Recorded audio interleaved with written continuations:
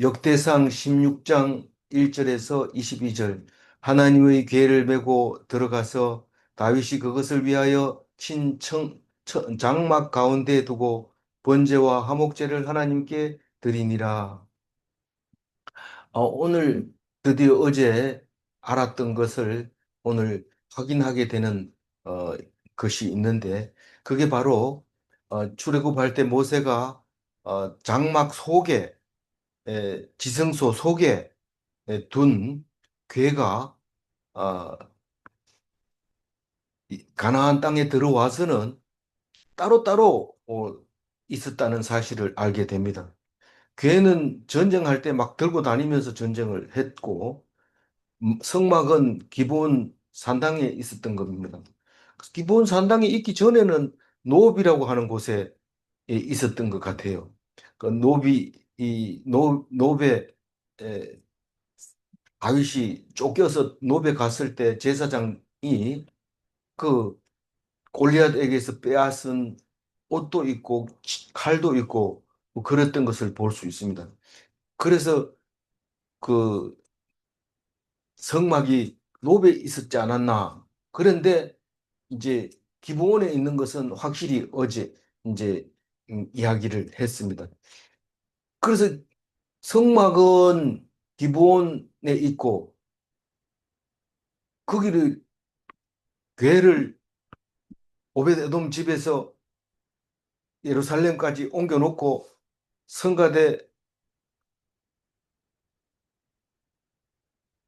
성가대 48명, 46명이 성가대에서 찬양을 하고, 그러니까 안치식을 한 거죠.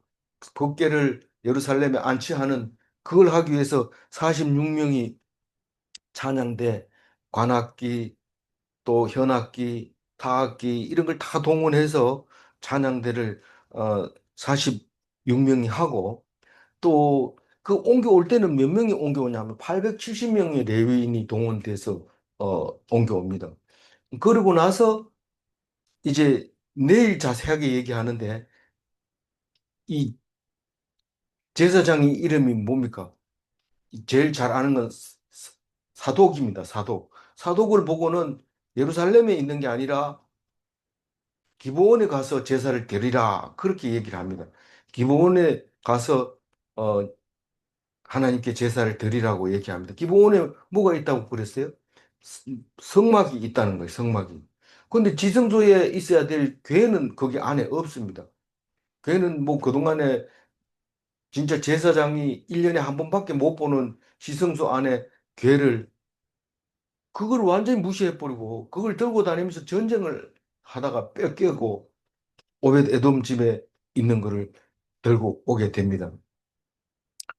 그러니까 우리는 신앙생활을 맨 처음에 했을 때 세례 받을 때 굉장히 은혜 받고 목숨 걸고 목숨을 다하여 하나님을 섬기겠습니다. 이렇게 결정을 하지만 살아보면은 나쁜 짓 다 합니다. 사기치고 뭐 이렇게 다 합니다. 그러다가 신앙생활이 신앙이 없는 사람처럼 살다가 다시 정신을 차릴 때가 되는데, 그건 화려한 솔로몬에게 있는 게 아니라 찌질하고 별 볼 일 없고 형편없는 다윗에게 하나님이 다윗을 사용해서 신앙을 다시 갖도록 하고 있는데, 광야에서 있었던 그 목축업을 하던 그 하나님이 농경시대에 들어와 가지고 잊어버리고 있다가 약 한 480명, 480년 내지 500년 있다가 다시 이 다윗 때에 와가지고 비로소 말씀을 제대로 이제 받아들이고 이해하게 됩니다. 그러다가 다윗이 솔로몬에게 성전을 짓도록 해주고 죽어버리면 그 솔로몬이 그 엄청난 솔로몬 성전을 지어가지고 뭐 자손들이 제대로 관리 못하고 얼마 안 있다가 이제 바벨론에 의해서 멸망하게 됩니다. 그러고 나선 이 성전도 우리 그동안 사사기를 통해서는 전혀 성전을 신경을 안 쓰다가 솔로몬 왕정 시대에 와가지고 솔로몬 성전을 짓고 나서면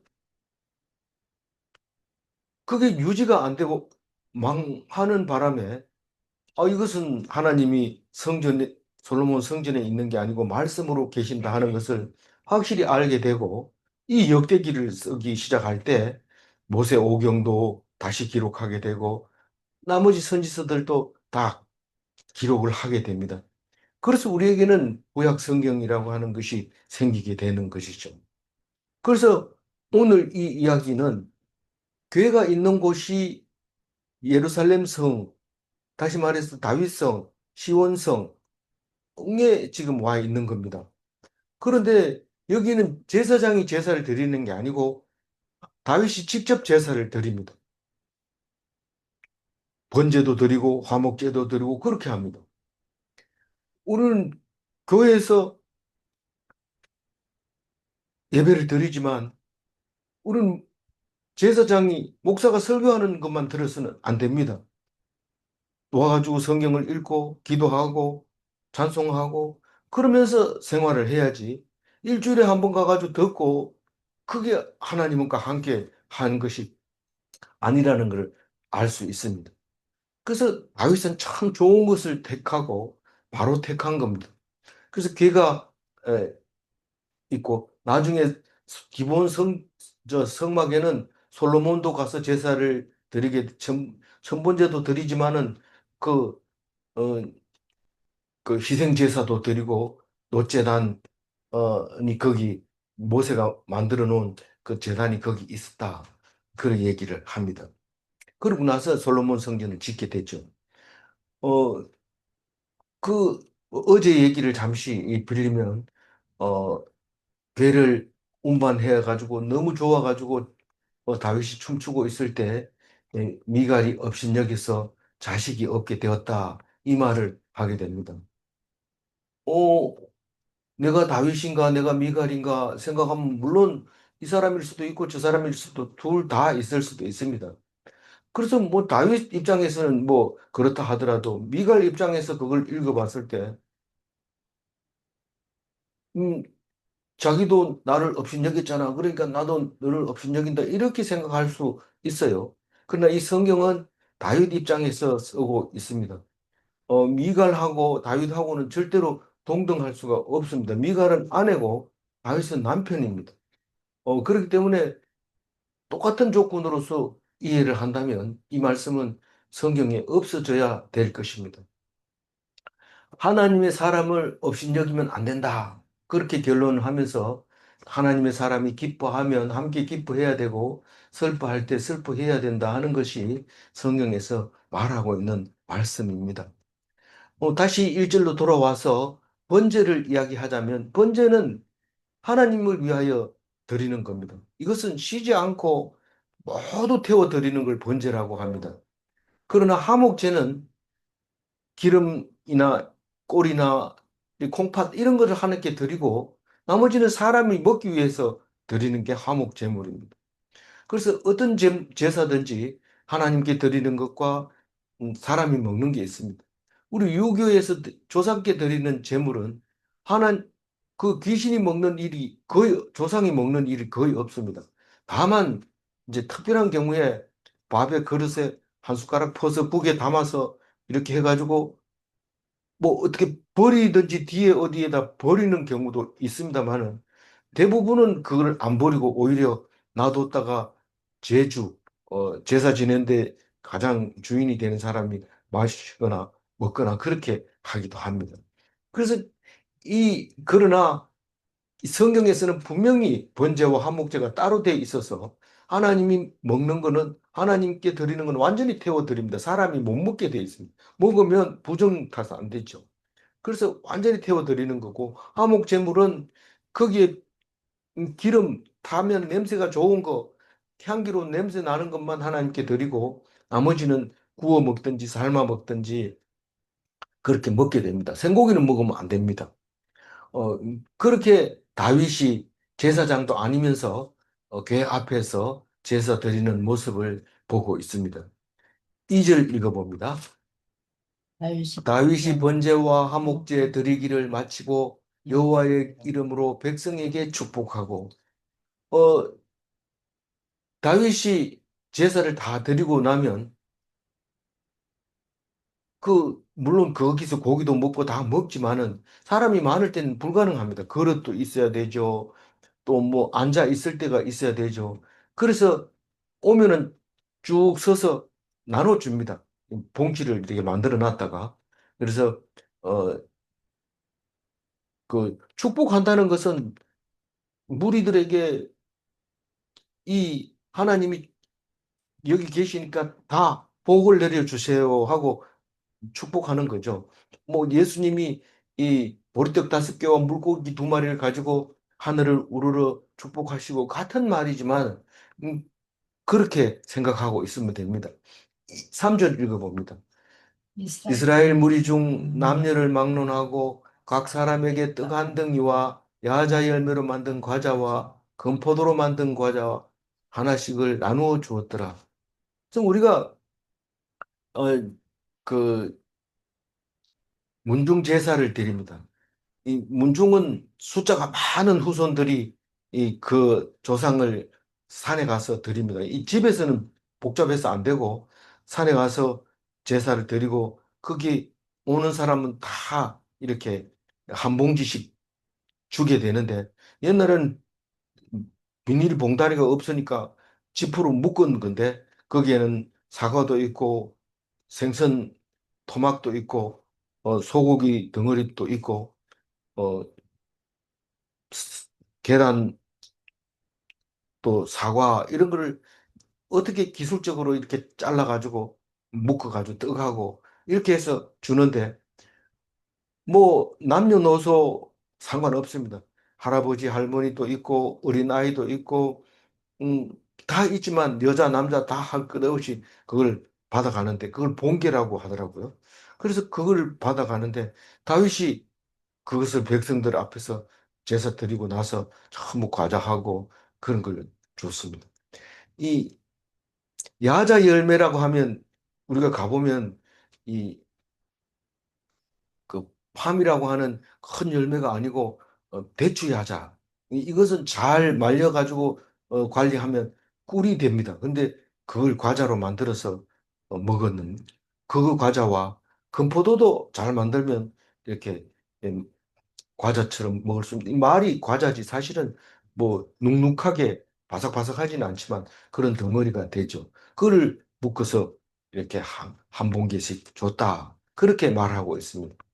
그러고 나서는 이제 12명의 성가대를 조직합니다.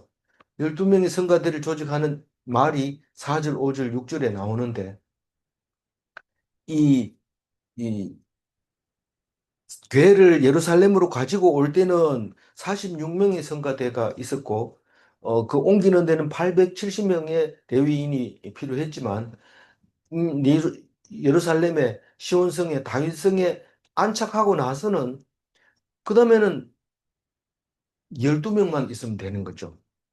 다른 필요 없고. 12명의 사람들은 사절 한번 읽어봅니다. 또 레위 사람을 세워 여호와의 궤 앞에서 섬기며 이스라엘 하나님 여호와를 칭송하고 감사하며 찬양하게 하였으니 우리는 감사하라, 찬양하라, 칭송하라 이게 다 똑같이 들립니다. 똑같이 들리는데 하나님께 감사하는 방법을 여러 가지로 하라는 거예요. 악기를 연주하든지 시를 읊어서 낭독을 하든지 감사 제물을 드리면서 그렇게 기뻐하든지 그리고 하나님의 일하심을 일일이 말로 하든지 그거를 이 12명이 담당하게 되는데 이 12명은 레위 사람입니다. 근데 이거는 딴 데서 어디 길거리에서 할 수 있는 게 아니고 꼭 교회 앞에서 해야 됩니다. 그럼 우리 성가대는 그 십, 그 강대상 옆에서 찬양을 하잖아요. 뒤에서 하는 찬양대는 없습니다. 전부 옆에서 하게 됩니다. 그래서 그 앞에서 섬기며 이스라엘 하나님 여호와를 칭송하고 감사하고 찬양하게 하는 그 12명인데 제일 먼저는 누굴까요? 아삽입니다. 5절이 11명, 12명 11명이 나오네요. 어, 읽어봅니다. 아삽은 우두머리요, 그 다음은 스가랴와 여이엘과 스미라못과 엘리아못과 여히엘과 여히엘과 마따디아와 마띠디아와 엘리압과 엘리압과 버나야와 버나야 오벳 에돔과 여이엘이라. 비파와 이파와 수금을 수금을 타고 타고 아삽은 아삽은 재금을 재금을 힘있게 치고. 근데 아삽은 우두머리니까 성가 대장이면서 선거 대장은 가만 서 있는 게 아니고 이 심벌적 재금을 징 하고 때를 맞춰서 치게 되고, 나머지 사람들은 말로 하는 사람도 있고 수금과 비파를 현악기를 연주하는 경우가 있습니다. 그렇게 성가대가 조직이 되고, 그리고 6절 읽어봅니다. 제사장 제사장 버나야와 버나야와 야하시 야하시엘은 항상 항상 하나님 하나님 언약궤 앞에서 언약궤 나팔을 앞에서 나팔을 부니라. 나팔은 제사장 말고 부는 사람이 없습니다. 뭐 여리고 성 그 정복할 때도 제사장이 부르고요. 하여튼 제사장이 나팔을 불게 되는데, 음, 버나야와 야하시엘, 그러니까 9명의 찬양대와 성가대장 아삽과 제사장 버나야와 야하시엘이 있는데, 에, 나팔을 분다는 것은 뭐 지금 말하자면 꼭 뭐 누구라고 대표할 수는 없지만 성가 지휘가 아삽이고, 어, 지휘자가 아삽이고, 어, 나머지는 성가 대장인 겁니다. 성가 대장이 모여라 이러면 모이는 거고, 찬양해라 하면 찬양해야 되는 겁니다. 물론 요즘은 성가대 대장이 성가대가 문제가 있으면 다 챙깁니다. 뭐 가운이 필요하면 가운을 챙겨줘야 되고, 뭐 또 연습할 때 간식이 필요하면 간식도 챙겨줘야 되고. 그런데 그게 나팔 부는 거나 마찬가지죠. 그 나팔 소리를 잘 들어야지 성가대원이 잘했다 소리를 듣는 거죠. 자기 나름대로 그냥 막 이렇게 소리 지르고 이런다고 해서 되는 게 아니죠. 그러고 나서 이제 아삽의 노래를 이제 기록을 하고 있는데, 내일까지 이 묵상을 해야 아삽의 노래가 끝납니다. 36절까지 있는데 그 중에 22절까지, 오늘 8절에서 22절까지 묵상을 하게 됩니다. 이 아삽은 시편에 보면 12편이나 있습니다. 아삽의 시가. 50편이 아삽의 시고 11편은 73편에서부터 83편까지가 11편인데, 그 11편과 50편 이래가지고 12편이 아삽의 시로 되어 있습니다. 그런데 여기 아삽에게 노래하는 이 오늘 그 16장에 나와 있는 어, 노래는 그 아삽의 시하고 전혀 관계없는, 전혀 관계없다는 게 아니라 아삽의 시하고 시 12편하고는 관계없다 그겁니다. 우선 8절에서 22절은 시편 105편하고 같은 겁니다. 105편 중에서 앞에 있는 부분 1절에서 15절 사이에 있는 내용입니다. 근데 105편은 할렐루야 시로 분리가 됩니다. 아삽의 시로 분리가 안 되고. 그래서 어 할렐루야 시가 있고 무명 시가 있고, 누가 쓴지 모르는 무명 시가 있고 있는데, 어, 23절에서 33절까지는 시편 96편 무명시인데 그거를 말하고 있고, 34절하고 36절은 106편, 어, 1절, 37절, 38절 요거를 34절에서 36절까지 이 가지고 와서 노래를 하는 겁니다. 그러니까 시편이 편집되어 있다는 것을 우리가 알 수 있잖아요. 그 물론 뭐 역대기도 편집해서 역대기를 쓰는 거지만, 어쨌거나 할렐루야 시나 무명 시나 이런 것들은 누가 쓴지 모르는 거죠. 그럼 뭐 안다 그래도 할렐루야라는 단어가 들어가면 할렐루야 시입니다. 근데 우리가 저자가 모르면서 잘 부르는 노래, 이것들이라는 거죠. 그러니까 아리랑 이러면 누가 지은지 모르지만 누구든지 부를 수 있고 많이 부르지는 노래가, 어, 그 익숙한 노래가 오늘 8절부터 이어지고 있습니다. 8절 읽어봅니다. 너희는 여호와께 감사하며 그의 이름을 불러 아뢰며 요 그가 행하신 일을 만민 중에 알릴지어다. 이 노래기 때문에 뭐 그리 깊이 앞뒤를 생각하면서 막 이렇게 하는 게 아니기 때문에 좀 쭉 쉽게 넘어가겠습니다. 감사해라. 그리고 이름을 부르라. 그리고 만민 중에 알려라. 이게 8절 말입니다. 뭘 감사하고? 여호와를 감사하고. 이름을 부르라. 하나님의 이름을 불러. 어떤 사람은 건들기만 하면 주여 이러는데 절에 가가지고 뭐 탁 자빠지면서 주여 이러면 스님이 나와서 그것은 교회 가서나 그렇게 하세요. 이렇게 부릅니다. 물론 뭐 교회 아닌데 가서 그렇게 하면 그렇게 되죠. 그러나 우리는 그것을 통해서 어, 하나님을 믿는 백성이라는 것을 알게 됩니다. 이름을 자꾸 불러야 돼. 그리고 만민 중에 알려야 돼. 하나님이 하신다. 내가 자빠진 것도 하나님이 하신다. 오 주여 주님께서 나를 잡아뜨렸군요. 이러면서 넘어지는데 어, 그렇게 하라는 거. 구절 읽고 그에게 노래하며 그를 찬양하고 그의 모든 기사를 전할지어다. 노래하라는 거. 그에게 노래하라. 누구에게? 그에게. 그에게 누구? 하나님께 노래하고, 하나님께 찬양하고, 음, 모든 기사를 전해라. 모든 기사를 전한다는 게 뭡니까? 하나님이 나를 70살까지 살게 했다. 앞으로 얼마를 살든지 감사하겠다. 뭐, 이런 얘기를 전하고 찬양하고, 그렇게 하라. 10절 읽고, 그의 성호를 자랑하라. 여호와를 구하는 자마다 마음이 즐거울지로다. 어, 노래하면 유행가 가사는 하나님께 부르는 노래가 아닙니다. 그러니까 노래하라 이러면은 바로 찬송가가 나와야 됩니다. 근데 우리가 교회 아닌 사람들이 이렇게 막 유행가 부르다가 교회 다니는 사람 보고 노래 한 곡 해라. 난 노래 몰라. 이래.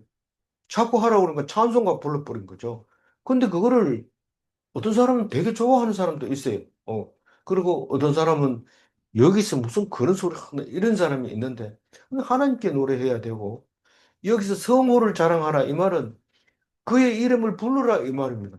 그의 이름을 부르라 이 말인데 성, 그 이름이 거룩하니까 성호라는 말을 쓰게 되는 거죠. 자랑해라. 하나님이 계시니까 나는 걱정 없어. 이런데 어떤 사람 그렇게 얘기하면 되게 얄미운 사람이 있죠.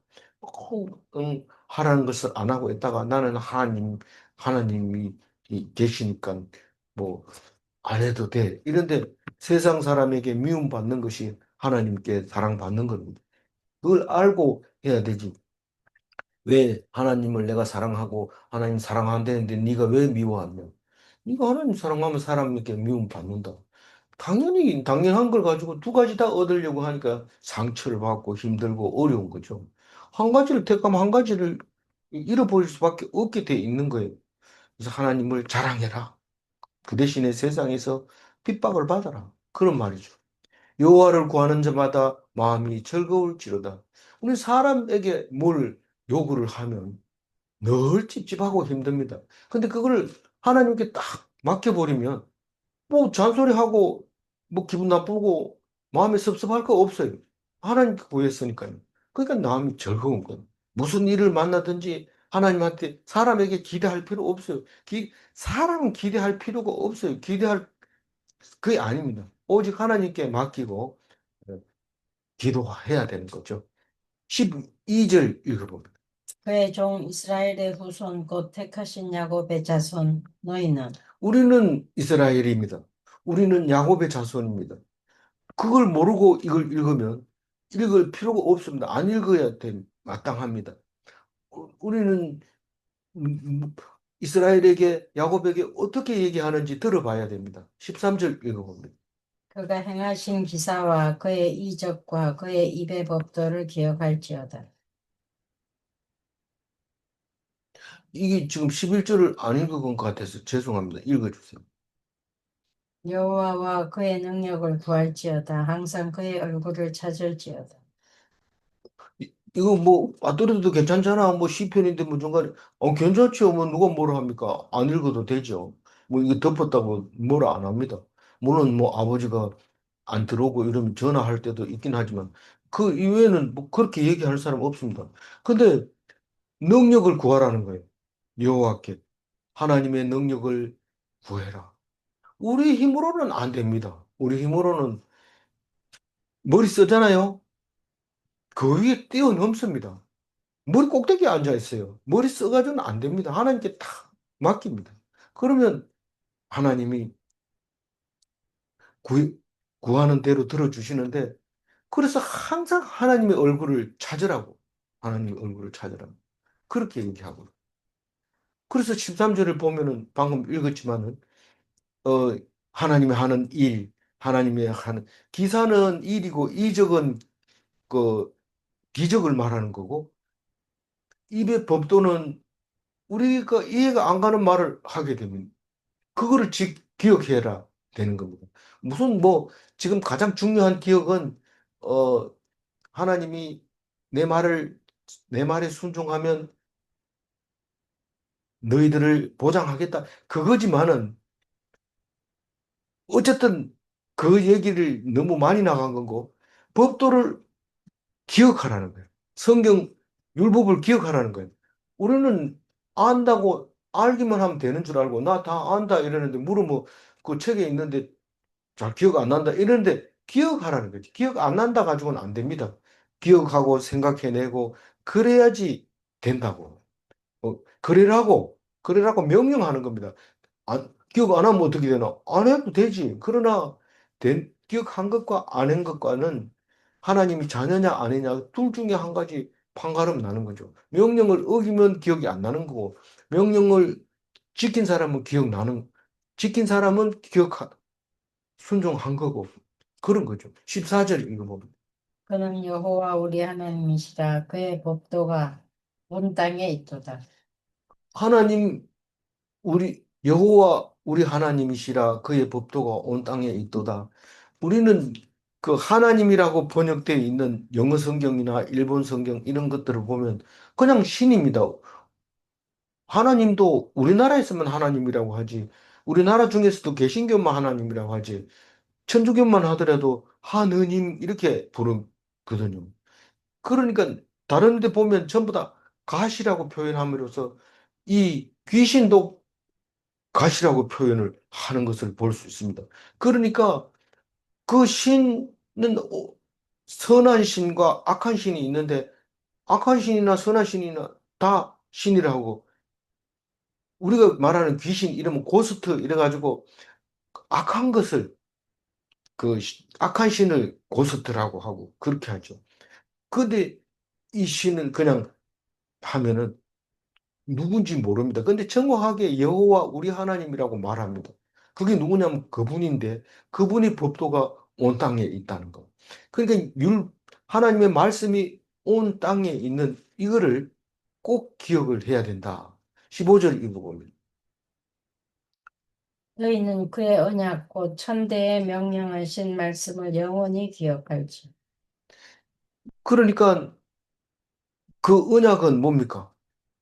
니들이 내 말을 들으면 안 죽이겠다. 그래서 말씀을 지키고 말씀을 놓지 않으면 죽지 않고 영원히 산다. 이 말로 바꿔버려. 맨 처음에 그런 말 안 했어요. 너희들이 이 말을 지키면 살리라. 이렇게 했는데, 나중에 와가지고는 안 죽는다. 이렇게 나옵니다. 그러니까, 말씀은 뒷전이고, 안 죽는다. 그거 가지고 계속 얘기하는 거예요. 교회 나오면 영생한다. 그런데, 영생만 가지고 자꾸 강조하면 결국은 사이비가 돼버리는 거죠. 그러니까, 중요한 것은 말씀을 지키면, 너 왜 그렇게 이해도 안 되는 말을 그렇게 지키려고 애를 써? 몰라. 그러면서도 나중에 가서 생각나는데, 그러니까 우리는 죽음을 두려워하지 않고 죽음을 맛보지 않을 거다. 그 얘기를 하게 되는 것이죠. 그래서 그거는 뭐 당대에만 그 기억하는 게 아니라 영원히 후손에게 그 말씀이 기억이 돼야 됩니다. 16절 읽어봅니다. 이것은 이것은 아브라함에게 하신 아브라함에게 하신 언약이며 언약이며 이삭에게 이삭에게 하신 하신 맹세. 맹세이며 그래서 변치 않는 하나님의 말씀, 언약을 말하고 있는 겁니다. 17절 읽어봅니다. 이는 이는 야곱에게 야곱에게 세우신 세우신 율례 율례 곧 곧 이스라엘에게 이스라엘에게 하신 하신 영원한 영원한 언약이라. 이삭에게 하신, 아브라함에게 하신, 야곱에게 하신 그 이스라엘 모든 백성에게 하신 언약이라고 노래입니다. 노래니까 왜 반복했느냐, 뭐 다르게 하냐, 이게 얘기할 필요 없고, 그대로 운율에 맞춰서, 우리는 운율이 없어서 그냥 좀 썰렁하긴 하지만, 이 사람들은 그 음악에 맞춰서, 현악기에 맞춰서 부르는 노래 있죠. 18절 읽어봅니다. 이르시기를 내가 가나안 땅을 내게 주어 너희 너희 기업이 기업의 지경이 지경이 되게 되게 하였으리라 하였습니다. 하셨도다. 내가 가나안 땅을 너게 주어 약속의 땅이죠. 젖과 꿀이 흐르는 땅, 영원히 빼앗기지 않은 땅. 그렇게 주어서 너희 기업이 되게 하리라고 약속해서 약속이 들어갔습니다. 근데 영원하지 못하고 망했습니다. 그럼 하나님이 약속을 어겼습니까? 그 약속만 들여다보고 앉아가지고 딴 것은 안 보고 있으면 그건 헛방입니다. 헛방입니다. 근데 말씀을 붙잡지 않아서 망했다는 사실을 알게 되고부터는 망한 거에 대해서 신경 안 쓰고 오직 말씀만 붙잡게 되는데 그것 때문에 우리에게 이 말씀이 오게 된 겁니다. 교회 다니면 복 받아. 이러면은 교회 다니는데 왜 복을 안 주지? 근데 오히려 더 어려움을 주지. 이랬을 때 그 복에만 신경을 쓰니까 그런데 말씀을 안 들으니까 복을 준다는 말씀이 어디 있느냐? 그걸 알아야 되고 그걸 기억하고 있어야 되는데 그 말씀을 읽어보면 복은 내가 주는 거고 성경은 네가 읽는 거다. 네 몫은 네가 하는 거고 내 몫은 내가 하는 건데 나는 복을 줄 수도 있고 안 줄 수도 있다. 네는 성경을 읽어야만 내 속에서 복을 받을 수 있다. 그런데 나는 성경은 뒷전이고 복만 달라는 거예요. 약속했잖아요. 주세요. 주세요. 뭐 아버지한테 남편한테 하는 거나 다 똑같아요. 그건 누구나 누구에게나 마찬가지입니다. 그냥 주려고 했는 것만 계속 따지는 거지. 뭐 차 사줄라 했잖아요. 뭐 이러면 사줘야 되지. 그 앞에 이유는 뭐 얘기할 필요 없어요. 뭐 내놔야 된다는 거죠. 근데 그게 간단한 문제가 아니죠. 이렇게 이렇게 하면 내가 뭐 하면 한다더냐. 그거는 신경 안 씁니다. 택도 없습니다. 결과만 내놓으라. 19절 읽어봅니다. 그때 너희 사람 수가 적어서 보잘것없으며 그 땅이 개기되어 이 이스라엘 백성이 우리가 보면은 뭐 60만 명이 장정만 60만 명이 왔다 뭐 이래 얘기하는데 굉장한 것 같지만 이스라엘 그 가나안 땅에 갖다 놓으니까 한쪽 구석에도 안 차요. 그런데 성경은 다 점령하고 나누고 그랬다 이러는데 역사학자들은 그 나오는 숫자가 기껏해야 600명 나왔다 그래요. 역사학자들은. 근데 성경은 왜 그렇게 썼냐? 우리는 믿음으로 사는 거예요. 역사가 뭐 한다고 그 믿음과 실질하고는 다르다는 걸 알아야 되는데 만약에 그랬다면은 이거보다 훨씬 더 빨리 발달했을 수도 있어요. 이 기독교가 로마 국교로 되면서 모든 법칙이 로마에서 나오는데 우리 성경에서 보면 이 땅의 창조가 4천 년, 진짜로 성경을 잘 해석해서 6천 년까지 갈 수 있습니다. 그럼 다시 말해서 창조론을 이야기한다면 6천 년 전에 이 땅, 지구 뭐 다 만들었다고 말할 수 있습니다. 그것은 믿음이죠. 그때 누가 이 성경을 글자를 써가지고 기록해 놓은 게 없잖아요. 그런데 어떻게 기독교인들은 그걸 믿느냐? 이러면 그럼 믿는 거에 대해서는 완전히 자유고 믿는 거에 대해서 능력을 모르니까 그런 말을 하는 거죠. 그건 믿음인데 이 로마에서는 그거를 지구가 돈다 이러면 죽여버리고 뭐, 뭐 1억 년 전에 있었던 것 같다 이러면 죽여버리고 이게 그게 안 되는 거예요. 그러니까 실제로 요즘 보면은 탄소 연대 측정기 그거 믿을 수 있느냐? 믿을 수 있습니다. 근데 그걸로 측정을 해보면 1억 년 전쯤, 정확하게는 1억 2천 년 전쯤에 이 문화가 엄청 큰 문화가 있었는데, 대단한 문화가 있었는데 없어졌다는 것을 말하게 되는 학자들이 많습니다. 근데 지금 그 학자들도 여전히 지금 이런 상황에서도 그거를 반대하고 인정 안 해주고 비웃고 그런 사람들이 많이 있습니다. 그 사람의 학설이 옳다고 인정하는 것이 아니라 그렇게 생각하는 사람도 있다는 사실을 귀담아 들어야 되는데 오직 내 생각, 내 고집대로 내가 잘났다고 얘기하는데 그 사람 얘기해보면 쌍 무시합니다. 쌍 무시하고 그거는 그 사람이고 뭐 나한테 얘기하지 마라 이런데 들어야 됩니다. 귀 담아가지고 안 되는, 자기가 제일 똑똑한 것처럼 얘기해서는 안 되는 거죠. 남의 얘기를 좀 들어야 되는 거죠. 그, 그래서 수가 진짜로 보잘것 없었는데 여태까지 살아남은 것은 하나님이 보호해줘서 그렇다는 거예요. 어떻게 살았는지 20절에 얘기합니다. 이 민족에게서 저 민족에게로, 이 나라에서 저 백성에게로 유랑하였도다. 사실은 이스라엘 백성은 이렇게 얘기하면 아브라함 때부터 시작된 겁니다. 그래서 마태복음에서도 조상의 제일 위에가 아브라함부터 시작합니다. 근데 누가는 갑자기 예수님의 아버지 요셉의 아버지 이렇게 하면서 쭉 올라가가지고 제일 위에를 하나님으로 딱 두게 됩니다. 거꾸로 마태는 아브라함부터 내려왔고 그러니까 안 맞죠, 두 개가. 안 맞으니까 이게 무슨 뜻이냐 이러는데 믿음의 문제죠. 이건 마태복음은 유대인들에게 보내는 건데 유대인들은 믿음보다는 더 중요한 것이 율법입니다. 그래서 율법이 틀리면은 안 됩니다.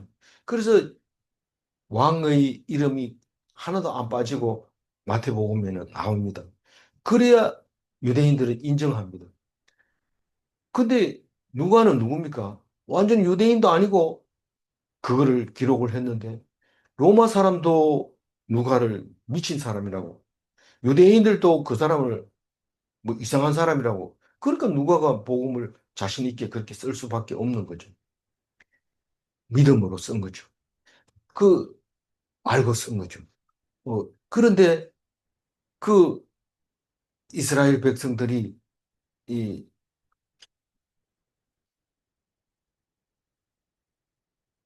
조상 아브라함은 갈대아 우르, 다시 말해서 바벨론 땅, 그 땅에서 나왔습니다. 그 사람들은 태양신을 섬기고 이러기 때문에 그건 말도 안 된다. 이러고 이제 하나님이 인도하심을 가지고 하나님이 인도했지만 뭐 내가 어디로 가는지 모른다. 무조건 여기는 사람 살 곳이 아니다. 이렇게 생각하고 그 갈대아 우르를 떠나서 하란 땅에 거하다가 가나안 땅에 왔습니다. 와 보니까 힘들고 어려워서 이집트로 갔다가 돌아왔다가 또 가가지고 나중에 갈 때는 아주 요셉이 그 나라를 통치하는 총리가 돼 있는 바람에 온 식구 70명이 가가지고 60만 명이 만들어가지고 400년 지난 뒤에 돌아오잖아요. 그렇게 올 때 이민족에서 저민족으로 들어와가지고 가나안 땅에 들어와가지고도 이 구석에 저 구석에 그렇게 유랑을 했다고 얘기를 하고 있습니다. 21절 여호와께서는 사람이 그들을 해하기를 용납하지 아니하시고 그들 때문에 왕들을 꾸짖어. 사실은 21절 읽어보면은 참 성경이니까 이렇게 쓰는 거지. 현실적으로 보면 너무 웃기는 이야기를 쓰고 있는 겁니다. 이 사람들이 지금 2000년만 보더라도 쫓겨나가지고 사방에 흩어져 살면서 조금 잘 살라고 하니까 사람들이 유대인 인종 청소하겠다고 싹 죽여버리는데, 그런데 여기서는 그 사람을 용납하지 않고 왕들을 꾸짖었다. 그러니까 히틀러가 그렇게 유대인들을 많이 학살하고 결국은 자기는 그 토굴에서 자살해버리는 거예요. 그 불에 숨어가지고 섬에 가서 그 불에 숨어가지고 죽이고 자기 사랑하는 애인도 죽여버리고 그렇게 죽는 겁니다. 그게 왕들을 꾸짖은 거죠. 근데 유대인들 다 죽인 것 같은데 살아남아가지고 그거를 세상에 공포를 하죠. 근데 인원수 숫자로 따져보면은요, 이 캄보디아에서 그 대학살 일어나는 거 숫자하고 비교해 보면 택도 없이 작습니다. 그런데 왜 그렇게 캄보디아에서 일어나는 학살은 기억 못하고 유대인 학살만 그렇게 기억하느냐? 유대인들은 기록을 합니다. 기록을 쭉 해놓으니까 그게 엄청난 힘이 되고 영원히 사람들이 이래 오르내리면서 누구보다도 유대인들에게 그 말이 꼭 마음속에 들어가 있습니다. 그래서 절대로 전쟁에서 지면 안 된다는 사실이 마음속에 굳게 들어 있습니다. 그래서 지금 목숨 걸고 싸우고 있잖아요. 이스라엘이 싸움을 붙였다 이러면 이스라엘이 이긴 겁니다. 못 이기는 전쟁은 절대로 하지 않습니다. 그래서 21절을 읽어보면 이 말씀을 자꾸 읽으면 니들이 다른 왕들에게 살아남을 수밖에 없다. 그것을 알아라. 이런 뜻으로 21절을 말하고 있는 것 같아요. 22절 읽어봅니다. 이르시기를 나의 나의 기름 기름 부은 부은 자에게 자에게 손 손을 대지 대지 말며 말며 나의 나의 선지자를 선지자를 해하지 해하지 말라 말라. 하셨도다. 이 말이 무슨 말인지 잘 모르는 사람은 오늘 좀 조용히 생각을 해봐요. 이 기름 부은 자는 제사장 나라입니다. 지금 사실은 전 세계가 기독교 또 가톨릭, 무슬림, 유대교 이 네 개의 종교를 다 합하면 굉장합니다. 무슬림까지도 합해야 되죠. 유대교, 무슬림, 가톨릭, 기독교 이렇게 다 이 아브라함의 후손들이니까 그거를 가지고 말한다면 전 세계의 종교를 대부분 차지한다고 볼 수 있는 겁니다. 그게 제사장 나라입니다. 제사장 나라인데 안 죽이고 마르게 완전히 없애지. 뭐 완전히 이 완전히 없애지 않고 넘어지되 완전히 넘어지지 않고 그렇게 만들어 놨는데 왜 그럴까요? 사실 한 사람이 나도 돼요. 한 사람이 남아도 말씀만 붙잡고 있으면 다시 번성을 합니다. 그게 씨앗입니다. 그래서 기독교인인 그 찌질한 한 사람이 엄청난 일을 할 수 있다는 사실을 알고 있어야 됩니다. 함부로 무시하거나 기독교인을 깔봐서는 안 되는 겁니다. 그게 씨앗이 들어있기 때문에 우리가 어떻게 음, 겨자씨만한 그 작은 씨앗이 엄청난 키보다 큰 그런 음, 그 겨자를 이 나무를 만들 수 있겠어요. 그러니까 작고 DNA는 더 작고 그렇게 들어있으면 절대로 망한 게 아니고 안 들어있으면 아무리 떡쳐커도 썩어버립니다. 호박 이런 거 큰 거 있지만 건들면 썩어버립니다. 그러니까 씨앗이 중요하죠. 작을수록. 그래서 손대지 말고 선지자를 해하지 말라고 했기 때문에 그 씨앗이 남아서 선지자의 나라 그리고 제사장 나라가 서 있는 거죠. 그래서 이스라엘이 있다고 노래하고 있는데 이것은 어 어디하고 시편 105편 하고 같다고 같은 이야기였던 거죠. 15절까지 이야기라고 하는 겁니다. 그래서 오늘 22절 하이라이트만 읽고 마무리하겠습니다. 나의 나의 기름 기름 부은 부은 자에게 자에게 손을 손을 대지 대지 말며 말며 나의 나의 선지자를 선지자를 해하지 해하지 말라 하셨도다. 왕과 제사장에게는 기름을 붓습니다. 그 얘기입니다. 기름을 부으면 하나님이 지켜주십니다. 네, 뭐 제사장하고 왕은 사실은 잘 넘어지고 그럽니다. 그러나 하나님이 지켜주십니다. 어, 하나님 질문합니다. 하나님의 백성은 힘센 자가 손대지 못하는가? 하나님이 지켜주니까요. 말씀을 붙잡는 자가 선지자인가? 네, 선지자고 기름 부은 자고 왕이고 그렇습니다. 기도하겠습니다. 하나님 감사합니다. 다윗이 성막은 시온 기브온에 두고 괴만 예루살렘에 가지고 와서 제사장이 드리는 것이 아니라 자기가 직접 드리고 12명의 레위인을 성가대로 놓았습니다. 하나님, 이것이 시온산이고 이것이 예루살렘이고 망해서 흩어졌던 사람들도 시온을 향해서 오는 것입니다. 다시 예루살렘으로 돌아가자 백투 예루살렘도 실제로 지금 있는 예루살렘에 가는 것이 아니라 말씀이 있는 곳, 예배하는 곳, 성경을 붙잡는 것이 시오니즘이라는 것을 알게 해주셔서 감사합니다. 어디를 가든지 무엇을 하든지 말씀 속에서 승리를 얻고 이기게 하여 주옵소서. 감사드리옵고 우리 주 예수 그리스도 이름으로 기도 올리옵나이다. 아멘.